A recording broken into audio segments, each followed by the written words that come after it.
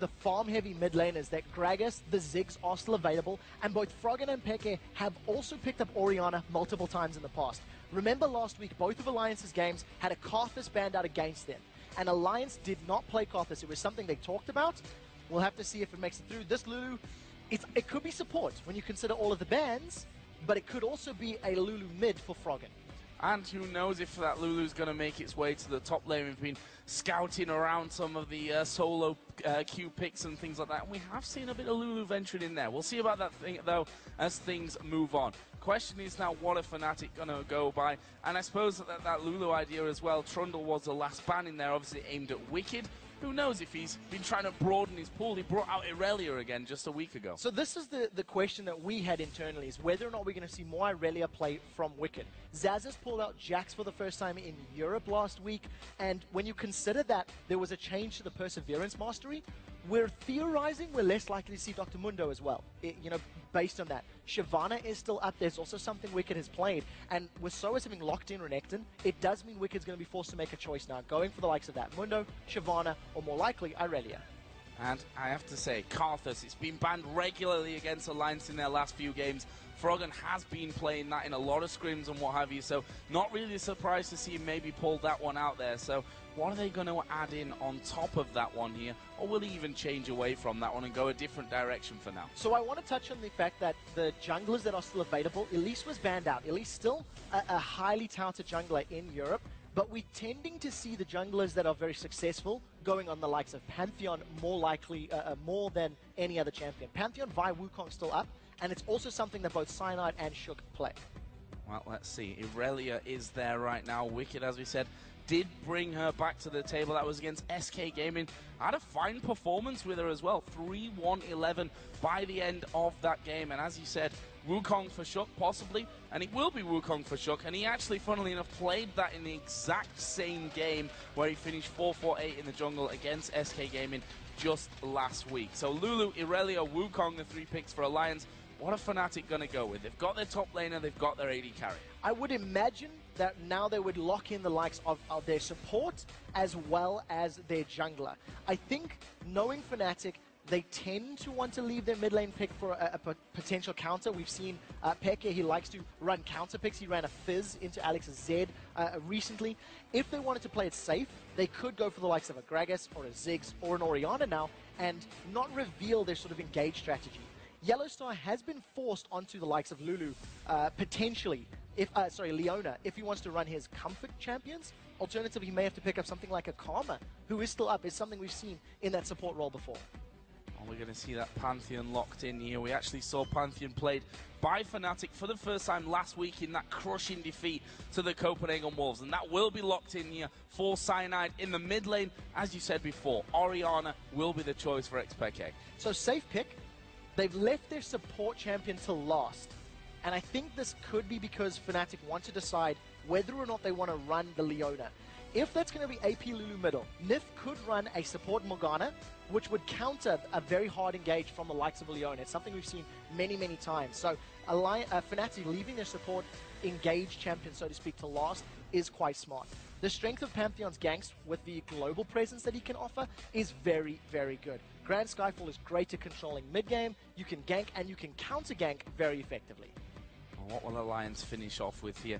At the moment, it does look like that Lulu will be going in to the support role, unless, of course, Nif picks for himself here, and that Lulu goes into the hands of Froggen in the mid lane. But Sivir to come into this lineup, that's a lot of dive straight in there, I guess we could say, from this company, will be that Froggen locking in the Karthus that we've seen banned away from him so much. So we will see how Froggen can perform on Karthus this split. We've seen it over in North America, being fairly successful. Quaz even ran it in the top lane for Curse. What this does signal from Alliance's composition is they've got strong individual champions that if they engage well, a Cyclone in conjunction with Karthus, you can keep everyone in Defile, and then you throw the Wild Growth down, knocks people up, slows them in that area, it'll work quite effectively. But it does, in my mind, leave Alliance to a little bit of a 5v5. They're not necessarily super strong in smaller skirmishes because of the fact that their team cohesion works very well for their ultimates. And interesting over with Fnatic there, we saw in our pre-game show the fact that CLG last week ran such a great combo with Orianna and Alistair, with Link and Afrumu just pulling up the goods every single time with that. We'll see Fnatic can do that here today. They've been lacking a little bit in terms of team synergy. They've said themselves, in fact, the funny thing is most of the players are saying different things as to why Fnatic aren't doing well right now, and I'm interested to see if we see more of that here today. The biggest thing about that Alistair lock-in on the side of Fnatic is it just signals a very passive lane. Alistair Lucian, yes, that you do have the potential for a knocker, but it's going to take a long time before they can put any sort of kill pressure on that Lulu, who's so great at the shield and the glitter launch to slow. Well, let's crunch the numbers to see how you guys at home voted on this one over at lolesports.com. Looks like 65% of you went with Fnatic to break their slide. Fnatic constantly, throughout this losing streak, have still been voted by the fans at home as favourites. Is it going to work out for them today? I'm really not 100% sure. I think in order for Fnatic to win this game, a lot of the mid to late game is going to be determined by how effective Cyanide can be on Pantheon. I think both teams have got very good synergy in team fights. Both teams can do well in lane, but they'll do different jobs. But I feel like the power of that Grand Skyfall is going to be slightly more effective than Wukong's Cyclone in the opening minutes. Well, we are going to be getting into game here. We'll see if Fnatic can break that losing streak and whether Alliance can pick up a win on an odd-numbered week. We'll find that out here in just a moment as Alliance take on Fnatic. And we get in game, and how are we going to see all this one building off? Do we see any kind of lane swaps coming in with that Irelia in there, or will Wicked be happy to go up against Soaz and vice versa? I actually think Wicked will be quite happy to go up against Soaz. I think the opening levels will be a little bit difficult against Renekton, but thanks to the sustain that Irelia is going to get from her ultimate in the later stages, she should be able to deal with Renekton. In addition, the damage component that she can put down with Wukong gives them quite a kill threat on Fnatic. This is the first time we're seeing Fnatic group up and sort of invade in a long time. It's not that standard cover all the entrances start to the game. And I really like that Fnatic do something a little bit different here at the start, because as they said, it kind of snowballed against them. They lost the game against Gambit where they said, all right, Gambit played better than us. Then it got out of hand, and they need to maybe change something in the game, and they're planning to really refresh themselves. And I think they're not wrong in what they said, that when the first win comes, they're going to get back into a much more comfortable rotation and how they play the game and feeling a lot more confident. It's going to take a lot for them to grab themselves a lead now. I think Fnatic are on a bit of a time bomb. Irelia and Karthus are going to scale very, very well when you get late into the later stages of this game. And I think Fnatic need to try to disrupt that and prevent Alliance getting into a slow farmy start. You mentioned whether or not Wicked was going to go for a lane swap. And I'm not really anticipating it, but this may be a low-level kill threat. Glitter Lance is very strong at the low levels, and Irelia does have that true damage. I haven't seen what he's skilled just yet. Nothing at the moment. I mean, he could go for a slow, so a little bit of a death gank early on. Oh, we'll see that. Jungler on Fnatic side. Cyanide playing Pantheon this time around. Starts off with his blue. That's going to bring Yellow Star and Reckless a little bit later down into this lane. Yeah, they're going to walk straight into Wicked. Yellow Star's the target. Oh, Yellow Star is going to get focused. Can they finish him off with this one? He does, of course, have the flash available. And honestly, Alliance just didn't have the damage there. No, they didn't have the damage or the hard CC. So they tried to make it work. Wicked uses a very early teleport to jump into lane. He's a tiny bit of experience here behind Soaz, which should allow Soaz to get a quick level 2 and hopefully jump onto Wicked. We'll see if it works out for him. Froggen's burned through all of his mana for low-level harass and hasn't necessarily got a lot for it. No, he's forced a few, or at least one pot there, I can say, out of Xpeke. Another thing to mention, Froggen running with that Ignite here. I was actually talking to him last week with Deficio, actually, after the show, and he said, if I get these cards, I'd love to run the Ignite on him and just go all in whenever I can. It's going to be very difficult to go all in on the Orianna, who can farm from a fairly long range, and thanks to that command attack, she can leave her ball further down the lane, making it difficult for Froggen's Karthus to actually get in range and shut him down. So we'll see how Froggen plays this one out. He's got a lot of his mana back, so he's at least using that passive in the Doran's Ring, but unfortunately, burning through all that mana didn't give him any sort of lane advantage right now. No, Peke's still very healthy from that one. Did use both of his pots in those early stages, though. But if you look down on the bottom lane, we can see that Alliance have already pushed things up. That harassment coming out constantly from Sivir and Lulu got Yellow Star down to less than half HP. Obviously, his heal not going to be massively effective at this point, but at least some sustain in that lane. Yeah, and it's going to actually benefit Fnatic in the long run. If Reckless and Yellow Star can extend this laning phase and not lose too much CS to Tabs' very fast-pushing Sivir, they should be able to get themselves into a safer mid-game. And when you look at the lanes, you've got Irelia versus Renekton top, you've got Karthus versus Orianna middle, and Lulu and Alistar as your supports in the bottom lane. It's actually quite reminiscent of last year, where you had these similar, slower, extended laning phase champions that can, you know, be happy farming themselves into the mid to late game. Well, one champion that's really come to fruition and been successful this year is that Pantheon there. We've seen it time and time again working out, and Cyanide is working his way down. He's not been spotted. Does have his double buff still available. Tabs has got the spell shield, and Nif is going to be able to throw that a damage shield on himself. If Nif gets caught out, this could be a kill threat. The question is, where does the CC come from? It's Yellow Star. Here we go. It is going to be the Pulverize coming in first. Where's the headbutt? Nif actually flashed behind him. There is the headbutt coming out. Nif in all kinds of trouble. Cyanide picks it up with the spear. I'm so happy to see Cyanide make that gank work. What was even better is he managed to land the stun after Nif flashed. He was waiting for Nif to use that flash, and as soon as the summoner spell was used to throw him over Pantheon, Cyanide locked him down. So Fnatic, with a lot of hard CC, they grab themselves first blood. It also goes onto a very gank-heavy jungler. I want to see where Cyanide spends his money. We have seen him go for mobility boots in the past. He may not need or want them at Pantheon thanks to his ultimate, though. Incredible stuff there. And Yellow Star himself, I thought he was going to go in with a full headbutt Pulverize combo. Actually decided to flash onto him to get the Pulverize and keep that headbutt for after.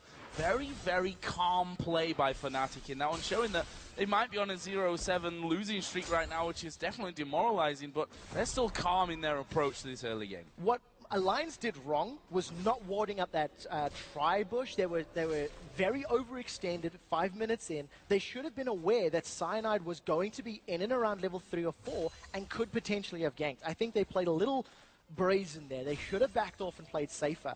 What it does mean is, thanks to a little bit of a respite, Reckless can make up that small CS lead that he was falling behind, thanks to that pressure Wicked applied. But remember, because Wicked did that level 1 fight, he then burned his teleport, and he's 20 CS down Renekton. Renekton already has a stronger laning phase in these early minutes, and Soaz is playing it very well right now. And I have to say, for Soaz, more than I think any of the other Fnatic members, a win would do so much for his confidence. We saw in that last video how much this 0-7 run is really affecting him right now. I've heard it from him after the show as well, that he's just not in a happy place at this point of things. However, he might be in a little bit of danger here. I don't know if there's enough CC, though. This is my concern. Wicked does hit just 6. Shook doesn't have his Cyclone, so we'll see how Soros plays. He's also got Flash and Dominus available, so we'll see how the fight breaks out if it does. But you can see Shook backing away. I think they calculated. Now Wicked's in trouble. Yeah, Wicked actually being pushed onto there by Soaz. Soaz taking a little bit too much, though, from the turret. They've seen Cyanide there in the tri-bush because of that ward. Shook did just start to come around from that. He's also spotted by the ward that Cyanide just put down after that one. And in the end, Ignite used up on the top side by Soaz. Not really a lot more gained. No, not too much right now. I think Fnatic have got themselves some good wins in this early game, thanks to the fact that Renekton is able to bully Irelia around. It's going to delay that power spike that Wicked will be looking for. If you remember the last time he played Irelia, he bought himself a Trinity Force on his first back. He's not going to be allowed to farm that much and survive that long without Soaz getting in his face. And thanks to Cyanide's gank bottom, Reckless has got himself a small CS lead, but very importantly, he's made up that 10 CS deficit from earlier on. And in the mid lane, we just saw that Karthus was given that blue buff, and we know how effective the Karthus can be at taking the big objectives, mainly that Dragon and the Baron, with a blue buff, especially on him there, just spamming all day long with his lay waste and that Defile on. But up until now, he's just going to back off, because he's not actually been back to buy here up until now. When he comes back, Tia and that Catalyst, the Protector coming in, he's going to get that Tia stacking and move up to the Rod of Ages. Now this is a very big warning sign for Fnatic.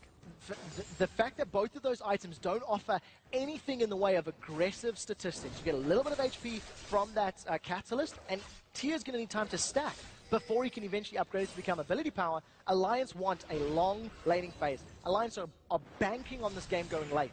So what that means is Alliance cannot afford to give up too many kills, dragons, or towers in the next 10 to 15 minutes while Froggen is still scaling up. So if a team's, got anyone here that can do that kind of thing, it would be Frog, and we've seen that time and time again over his career where he's played these champions that he's just quite happy to sit defensively most of the time in the lane and farm himself up a storm. We should mention that he's past that level 6 now, so we do have the Requiem available if things get a little bit dangerous over on other lanes. Yeah, we've always got to remember that Requiem. And when you combo it with the damage of Irelia or Wukong, there is kill potential on that one. As it stands, Wicked's gone tanky first, not going for that Trinity Force from the previous time we've seen him. We are 9 minutes into the game. It is on patch 4.2 in case anybody missed it. So that means the middle and top towers no longer have that 20 damage reduction from champions.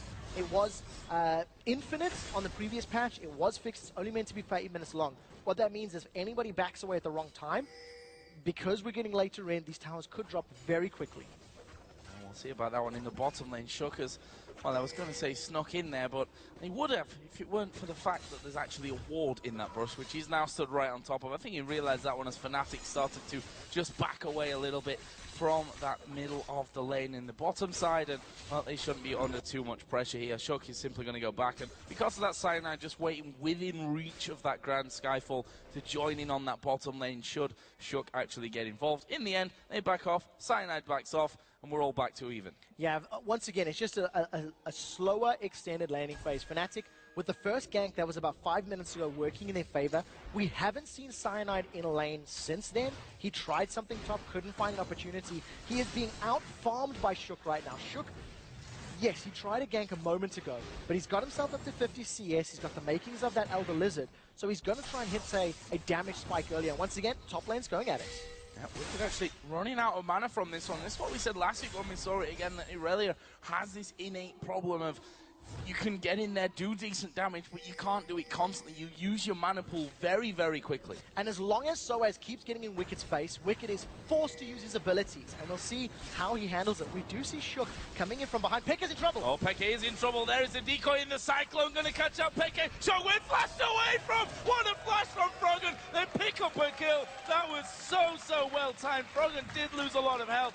Well, they've secured the kill. Nobody's died. Brilliant play from Alliance. I cannot believe Froggen flashed forward. I seen the flash particle and my brain looked backwards. I didn't see him going into Pekka's face. Now Froggen's in trouble from the man drop. Oh, the man drop coming in, but Shook's there. Can they hold him down? Cyanide gets through. Froggen is going to die. Yes, he is, but Cyanide's going with him. That is definitely worth it. Froggen getting himself 2 kills on the board, and that's on a champion that wants as much gold as quickly as possible. He's now already completed his Rod of Ages. It's going to take about 10 minutes to stack fully, and then he can start working towards that Archangel Star for his tier. That's a very, very good play that is in favor of Alliance. One thing that might be a little bit worrying here, though, for Alliance is that top lane still behind by a considerable amount, and Wicked's had to build that Warden's Mail in fairly early on into this one. You mentioned it earlier that last time we saw him, he farmed up a Storm and actually bought Trinity Force outright on his first trip back, teleported in and almost got a kill. This time, that's not quite going to be there for him. Shook's taking a lot of damage in the middle from Pekka. That's actually quite calculated from Shook. He took a lot of damage, but he wanted to go back. He has two assists on his name. He knew the shockwave was down, and you can see Froggen making an arrange for the next wave. So quite smart play from Shook to maximize his time in lane. The one thing I do want to touch on, you just mentioned Wicked and his items. Now we're getting to the point that Irelia is going to start getting more power and more sustain. Fnatic, they've started themselves off an early dragon. I don't think Alliance are going to challenge for this one, and Fnatic pick it up quite easily. Yeah, actually the boomerang coming across from Tabs only served to help Fnatic with that one, and that was the danger of Shook. He said he wanted to move back, but Fnatic, you have to give him the credit there. They saw that Shook had gone back in that one. They realized there's no jungler around for the dragon. That's an easy pickup for them. Now, that's also very positive for Fnatic. The last time they faced off against Alliance, Fnatic only got 1 of the 5 dragons in the game, and it was completely controlled by Alliance. Alliance were on the red side that matchup, and they had vision. They were always there to fight Fnatic, and Alliance won many of those engages. The real test for Fnatic will be the next dragon fight, when Alliance will have the rough timing on it, and I'm anticipating them moving into challenge or pick a fight, because they've actually got a very good team in those confined spaces. If Karthus and Wukong get on multiple members of Fnatic and you throw Wild Growth down as well, that's a lot of AoE damage that Fnatic can't necessarily deal with right now. Okay, and they're just getting himself that blue buff as well. He's still ahead in that mid lane here. Down the bottom, Reckless in a bit of danger. Oh, they're going to go into him. Ultimate pop there, but there is the CC power of the cow. And there is the culling to keep them back as well. They've done well. The Requiem. Whoa! Whoa! I didn't think it was going to be enough to actually finish him off there. Shook actually killed Peke as well. There was Cyanide to lock them up. I honestly didn't expect that the Requiem was going to finish that off. And neither did Reckless. He completely underestimated that early Rod of Ages and ability power that Froggen has. He didn't use his barrier. It was there. But Reckless said, yeah, it's level 1 Requiem, I'm going to be fine. It was level 2 Requiem, actually. Froggen is a level. Now we do see Yellow Star. He actually saved Reckless early on. He's going to flash away. Not in range for Ignite, so Yellow Star gets away. He's trying his best there to finish things off. Didn't have much mana, and whilst they may have not picked up that second kill there in the bottom lane, they've taken out the first turret of the game. That puts them now just 300 gold in the lead as Wicked doing some good damage to Soaz. Does have his Dominus still available with the Flash and the Ignite, and Wicked quite happy to let him get away there. He's bullied him out of the lane somewhat, and he'll be happy to get that farm back, something that he's struggled with up until now against Soaz as Renekton. And I think now is the time when Shook needs to come and help Wicked. Wicked's going to find Soaz, Dominus and Ignite to their Soaz. Decides not to go for it. I just quickly checked, rewinding on the PC, and Froggen was level 11 when he threw down the Requiem, and with the base damage of 400, it was more than Reckless's life. So even with his MR to reduce it, the additional AP was more than enough to grab the kill. A little bit unfortunate for Reckless. Summoner spell could have saved his life. Yeah, Barrier would have got him through that one, as we are going to see actually Soaz pressured here. We've got Lulu, we've got Sivir, both coming up towards his top lane. Are we going to see them come down from it? Nif getting into range from this one. He's going to land the Glitter Land. Soaz going very low. He flashes towards the back of the turret. Tab picks it up at range. Actually, the man drop was cancelled there in the end from Cyanide. He didn't want to get involved. Now, Alliance with better rotations. They've thrown Tabs and Nif to the top lane after they grabbed that tower in the bottom. We talked about how Wicked needed a little bit of help just to make up that strength difference between Irelia and Renekton. It came in the form of their AD carry and duo. Thanks to the kill that they secured, they can also grab that second tower. And we highlighted the fact that damage reduction is gone now in 4.2, and that is 2 very quick towers back-to-back for Alliance. Very, very nice pickup from them, and Wicked building up that Trinity Force nicely now after that early Warden's Mail start for him. Cyanide actually forced away from his jungle there, did get the last hit on that small golem. Fnatic finally replying though as they see the duo go top lane. They are going to be taking their first turret of the game here, down on the bottom side of the map. So that'll even up the gold a little bit, but you can see my Alliance's movements. They've set their targets on Peke. Peke does have his flash. Luckily for Fnatic, there's a bunch of wards in their jungle, numerous pings being thrown down. So Fnatic back off. Alliance, with that single sweeper's lens in the hands of Nif, he's already doing a good job of clearing out some of those wards. And I think Alliance, now that they've got both of those outer turrets down in the top and bottom lane, they're most likely to group up in middle, try to challenge until Dragon, or try to chain them together, Tower and Dragon, and extend that gold lead even further. If we look down the jungle items right now, I think the more interesting one, we see that both of them actually going in there with a bit of damage as well. Both of them got that brutalizer in there at this stage of the game, so they're relying on both those junglers to help out on the damage front as well. What that also means is that both of these teams are very squishy right now. Yes, you do have some tanky stats in Soaz in the top lane, but that's really it. A Warden's Mail and the makings of Trinity Force means Wicked is going to be relying on proper positioning and the damage from Karthus and Wukong to help him close fights out. The longer the fight goes, the more difficult it's going to be for any of these carries to stay alive. And speaking of items, we can compare the mid laners at this point as well. That Rod of Ages, which caught us off surprise, and obviously Reckless as well as he got that first kill down the bottom in there from earlier on. And now that Archangel staff for Froggen, stacking that one up. On the other side, Athene's Unholy Grail is all that Peke has. He's now slowly but surely fell behind in farm to that of Froggen, and also is not matching him in terms of kills and assists. No, definitely not. And I think that's a very scary sign when you consider that Karthus' damage is basically always going to happen. Yes, you can kill him in a fight, but then he just sits there in his passive Death Defied, gets a couple extra seconds to lay waste and use Defile, and then gets the channel on his Requiem. The question is, can Alliance position themselves effectively enough to make use of it? Fnatic responded to the bottom lane push by sending Reckless top, and they've got most of their team in the bottom getting ready for a dragon fight as Pekka is the target. Oh, they're going in towards Pekka. He's at half HP from this one. Are they going to go for that Requiem here? No, they're quite happy with the turret. They're going to force Fnatic off that one. That's all 3 outer turrets gone here from Alliance, and look at the timing on it as well. Dragon, 5 seconds to go. Alliance are right in position. Turret, then Dragon. Alliance signaled this 2 minutes ago. The way they moved around the map, the fact that they put Tabs and Nif in the middle lane and strung together a bunch of wards on Fnatic's side of the river. Alliance executed it perfectly, and I don't know if Fnatic were anticipating it. I mean, they must have. Reckless was flip pushing top. You did have Cyanide relatively close by, but could be Fnatic overestimating the power of that Grand Skyfall. Alliance with Fnatic rather with a decent steal, that's going to deny it from Frogger. They've been spotted though there, and he's maybe going to rely on Yellow, so no, they can't get close enough to that one to even think about taking anyone out. There is a ward actually in the death push, which Nif catches with the sweeping lens, and that will go down. So that was a little bit of vision there that Fnatic will be denied. So the next step now for Alliance, I think, is to grab a couple more sweeping lenses, have 2 or 3 on your side, then get some deep vision on Fnatic's jungle, potentially challenge for blues, or even the reds in this case. And then Alliance can start picking fights as they want to. Because their team does very, very well in confined spaces, that'll work out. This, however, is completely unexpected, and I think they're a little too low level and not tanky enough to survive. Ward actually came over there as well from Reckless, and that's what made them think twice about that one. But I mentioned it earlier, the fact that Karthus, we saw it so often, mostly during Season 2, obviously a bit in Season 3 as well, that Karthus, especially with the blue buff on, just sits inside that Baron pit and they take it down so quickly. Fnatic, of course, know this one, and that's the biggest reason for them at this point, that they need to keep vision of that and not lose out on an early Baron. Now, I don't think Alliance need to force that Baron. At this point in time, they've only got a small gold lead, but they've had better rotations around the map. They've got 3 towers to 2, and generally it's been Alliance making a play and Fnatic responding with the best case scenario. Now, if Alliance can actually start denying vision from Fnatic, you can force Fnatic's hand. They've done the bait once, get ward control and vision control, then do a second bait where you can jump on Fnatic and grab some kills. Yellow start just patrolling that top side of the map there, just to make sure that no one really comes into that area. And he can sweep out all the vision. We've just seen him actually throwing down there, even spotting a ward put down next to his, so he'll be able to clear that out a little bit later if they so wish. Right now, though, the target's got to be that middle turret. If you look how low it is, just a couple of auto attacks from Peke will take that one down.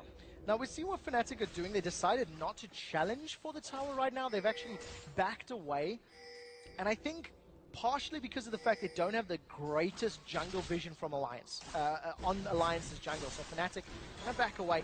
That's a good distance. That's a flash from Shook. Oh, this is bad news for Peke. There's a wild growth actually coming down here in the second knockup. Now it's Yellow Star that's in trouble. Half of his health shredded away from him. He'll flash over the wall. Have they got anything to follow? They did have flashes to follow up, but they decided not to follow in there with Cyanide actually patrolling on the top side. Well, they may be able to bully him completely off this tower. The damage was done. Alliance didn't need to chase for the kill because Yellow Star can't defend. He's got no flash, no ultimate, no engage, and this allows Alliance to grab another objective. That was an instant initiation from Shook. He was not afraid to pull the trigger, and they're not stopping Alliance on the turret. Fnatic have to wake up to this one. Soaz has come around the back, but they're losing that in turret. Alliance making such a big positional play.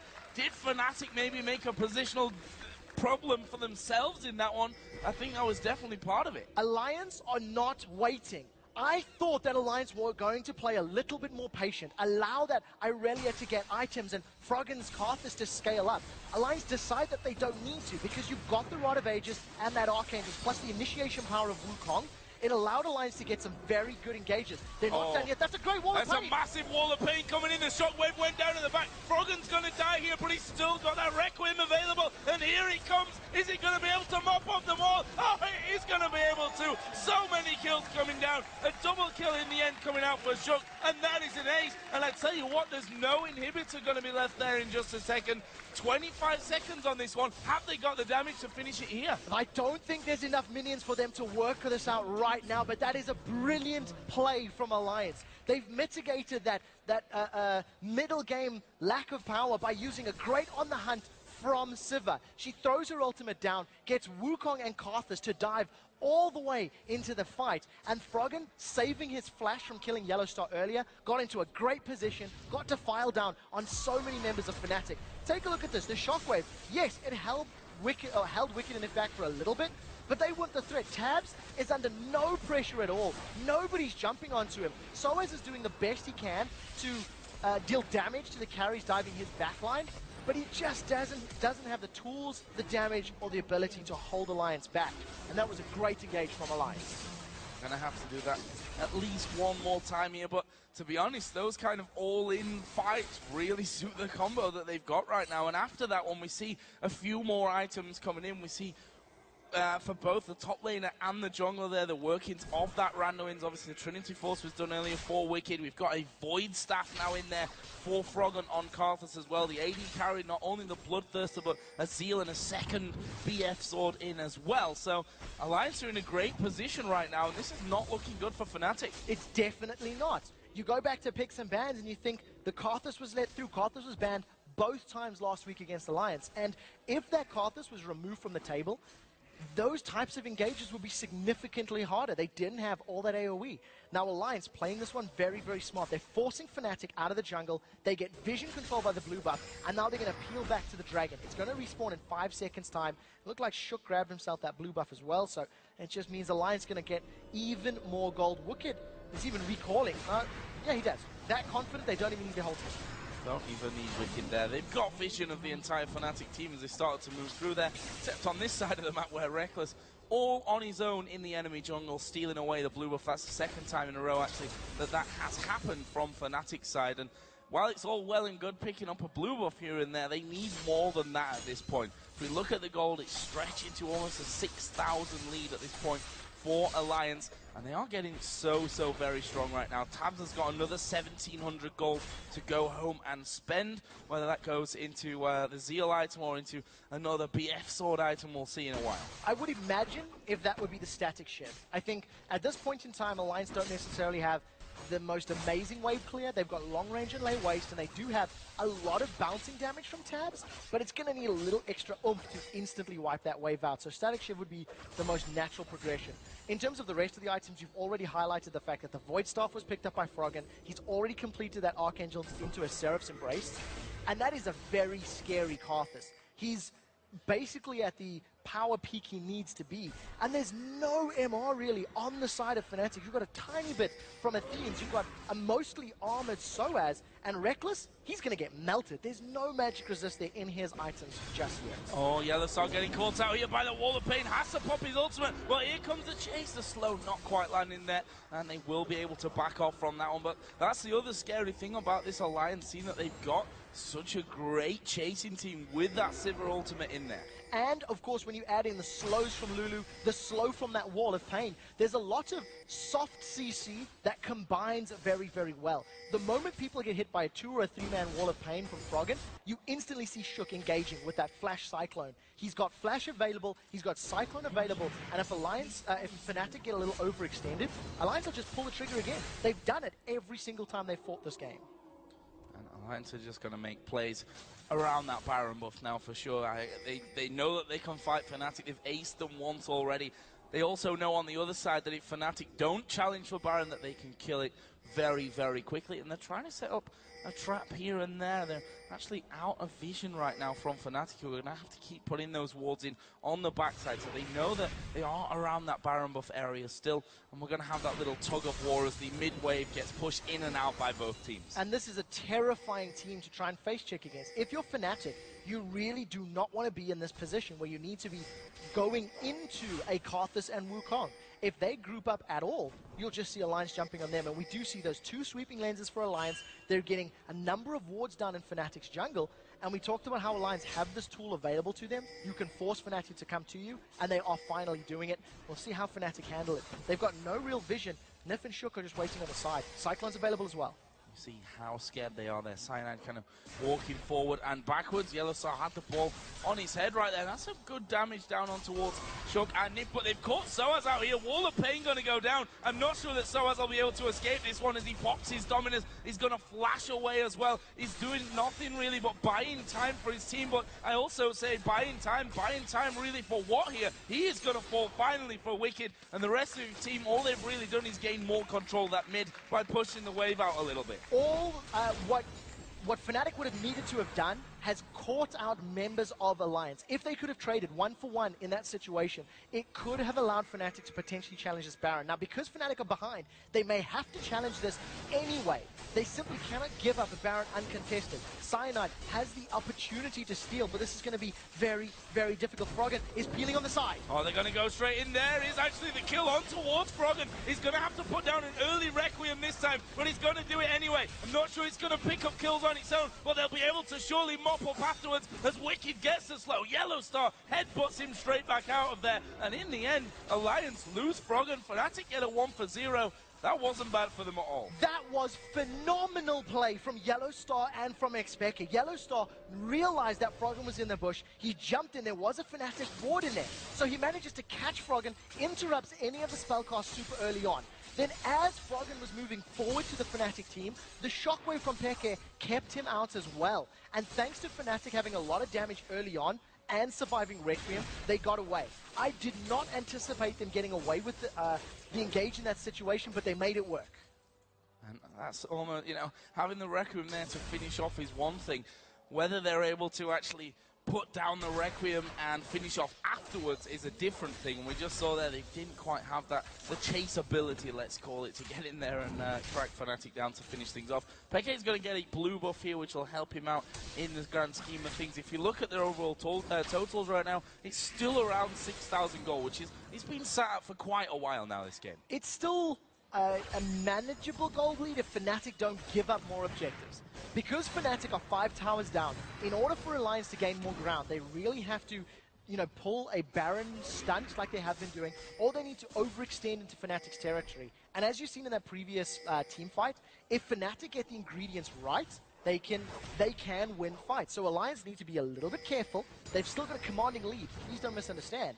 But Fnatic do have the tools available to win a fight if they catch Alliance unprepared. And a couple of big items coming in on that last trip home, actually, for Alliance. The Infinity Edge added in by Tabs on Sivir, and also we saw the Randuin's Omen. That was slightly before there for Wicked, picking that one up. On the other side, though, we have seen a Void Staff now added in for Peke, on top of his Rabadon's Death Cap and Athene's Unholy Grail. So there's a lot of damage there for Peke to work with, and if you look at the magic resist over on the side of Alliance, Shook does not have any MR items just yet. There's no MR for Froggen. He's going to be relying on that shield and the HP from his Rod of Ages to keep him alive. So Fnatic can melt them quite quickly if they can get to them. We see Tabs, he did not go for the static shiv that I thought he was going to go for earlier. Instead, saved all of that money, grabbed himself an Infinity Edge. So we may actually see him going for maybe even a Phantom Dancer to upgrade that. The opportunity is available to him, but if Tabs just continually right-clicks down members of Fnatic, that's a lot of damage to deal with. Alliance playing the same game that they have for the last 10 minutes, let's call it at least, and that is keep control of the top side of this Fnatic jungle. And kind of the deeper that they go inside and clear out wards, the harder it's going to be for Fnatic to take the risks of phase checking into those brushes. And that's something that they really need to get a grasp of here, because Alliance have got, again, full control, and we see what they're doing. Yeah, 3 sweeping lenses on the side of Alliance. They're pretty confident in the vision control that they have right now. You see Fnatic have put a pink ward down in the brush, so they know Alliance can't see them exactly in there. And this game is going to all be about vision. That's it. Whichever team makes a mistake going into the fog of war is going to lose the next objective. And I think Fnatic cannot run the risk of getting caught out. Peke is alone in the mid lane. He's just trying to shove the minions out. And you just see these wards, counter wards, wards, counter wards. This will carry on until somebody is a little bit out of position. Maybe it's going to be Nif. Oh, Nif a little bit sandwiched, but is he really? Wall of Pain's come down. Soaz going to get focused. He's already popped his ultimate. Mandrop's going to come across here. Where's the focus going in? Look at Froggen. He's in the middle of the team. This is surely disastrous for Fnatic. The shockwave does come down, and Froggen's flashed over the wall. Where is the Requiem? He's going to clean house here from this one. Yellow Star is already within range of going down. He headbutts back, but that's 4 men down here. Reckless almost went. He survived, and he's going to go back to heal. Alliance turn for Baron. They only lost Froggen. Fnatic should not have chased that one. There was no dice available from Soaz. He used the slice to try catch up to Nif. Nif was able to get the movement speed to back away, and unfortunately for Soaz, a wall of pain landed in his face. It allowed Alliance to chase down, and even though there was a pretty good shockwave from Peke over the wall, Fnatic did relatively well fighting in those confined spaces. Alliance did much better. If you look at the HP bars, they got 4 kills, a Baron, and they come out so much further ahead. The key thing to look for here is how Peke comes in from the side. That's a 3-man knocker from Yellow Star. It didn't really matter. Yes, Yellow Star held them backwards, and here comes Peke with that shockwave over the wall, catching Wicked, Shook, Froggen. That's actually a 4-man. Shook was the only one that was a little bit further forward. The problem is, Froggen instantly flashes over the wall, and because the damage is built up, nobody could deal with it. And a dead Karthus, although it's possibly the best kind of Karthus, is still a not quite dead Karthus, because he can still throw down that Requiem, which right now is doing an absolute ton of damage. Got the Rabadons now added in with the Void Staff, the Rod of Ages, and that Seraph's Embrace. Alliance have a 10,000 gold lead. They've got the Baron buff on. That inhibitor has now respawned in there in that mid lane, so that's the next thing for them to pick up. Will it be enough here to finish off? Think about even finishing off the game. Alliance have 2 Guardian Angels in addition to all of the other advantages they've just gained. So now Alliance can just brute force their way into towers. If they want to tower dive, if they want to force a fight, Fnatic cannot deal with the regen that is offered from the Baron buff, and they have to kill Alliance 7 times if they want to get to those GAs and win a team fight. This is now all in Alliance. They can now dictate the flow of the game. You can see them pushing top. You even see Wicked split pushing bottom because he's had teleport as well, so he can even join a fight if he needs to. And Cyanide, whilst he's possibly the man to go down there because of the Grand Skyfall, it's not going to bring him back in. In fact, they're just going to go for the fight here. They dive in, but they've knocked Froggen right back into the rest of the team. He's actually going to go down. It took them a little while. He does have Requiem. Requiem's just come off cooldown, and they're going to do it once again. Only 2 men left here for Fnatic. They're going to be pulling slowly but surely, flashing from tabs to keep going. Soaz is going to walk off towards the bottom side, but Alliance have some super minions coming up the mid lane at this point. They may go for the win. This is definitely game. With Tabs having so much time and the minions pushing up, they should be able to take this Nexus down. You see Peke, the goal for Fnatic in my mind was to kill Froggen, burst him down, get rid of him quickly. Peke never got to use his shockwave. It wasn't even cast in that fight. So as the last man standing for Fnatic, Wicked completely disregards him. He's on the Nexus turret, and the rest of Alliance should clean up. It looks like there are 3 men there, but 2 of them have got GAs on, so even if they die to the turret, hits or 2, Soaz, one of them is not even going to do here. It doesn't matter. Alliance going to go in there, take down the Nexus turrets, and keep up their miserable run here from Fnatic and for Alliance, proving that odd weeks aren't always bad. Alliance broke the curse last week. They lost the game in an even week. Now they've won a game in an odd number week. Finally, trying to get some mix and match in their performance. This was a very good game from them. I was baited into expecting a slower lane phase, and they just never, ever went there. They had hard engages, shook fought out Fnatic many times, and that was a very good performance from the team. Incredibly well done there. And, well, you have to wonder for Fnatic, the start wasn't all that terrible for them. It looked quite comfortable in ways. The brilliant play that they did down in the bottom lane with Cyanide coming in for the gank with the slow and calculated CC chain from Yellow Star to get in there behind them. And, well, in the end, just not enough. And we have to say, it goes right back to pick some bans here, Potter.